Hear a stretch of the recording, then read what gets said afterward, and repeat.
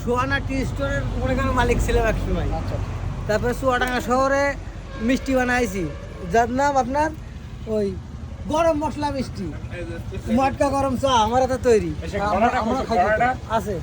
এখন এখন যে আমরা ছোলাটা খাচ্ছি এটা কোন জায়গায় খাচ্ছি? এটা দায়তলা মোড়ের আবিষ্কার, গরুর গোশের ছোলা। আচ্ছা এখান থেকে পলাবেন নাকি? না, যাতে পলাবো না। আচ্ছা এই ভাই কিন্তু দেখেন সর্ব জায়গায় কাঁপায়ে এখন নিজে দায়তলার মোড়ে নিজের বাড়ির দেখে সামনে। দেখেন জেনে রাখেন, এখানে আসলে স্পেশাল ছোলা পাবেন একদম, মানে গরুর সবর দিয়ে ডাইরেক্ট রান্না করাবো না, গরুর স্তবর দিয়ে বানানো। ঠিক আছে, আমরা আসলাম আছে শুক্রবার, দেখি ভাই কিন্তু ভিডিও করতে মানা করছিল, কারণ হচ্ছে যে ভাই ভাইরাল হতে চায় না। আমি বহুতবার ভাইরাল হয়েছি, অত ভাইরাল দরকার নেই। আচ্ছা আচ্ছা ঠিক আছে, ভাই বহুতবার ভাইরাল হয়েছে, অত ভাইরালের দরকার নেই। এই যে এখন খাওয়ার পরে বোঝা যাবে যে কেমন লাগবে। ভাই ঝাল একটু উপরে উঠে নেন না ভাই, আমি আবার ঝাল মাল কম খাই। আর চাল খালি সালাদ দিয়ে দেবো। এই যে আমাদের খান সাহেব ব্যস্ত আছে কন্টেন্ট বানানো নিয়ে। কন্টেন্ট বানানো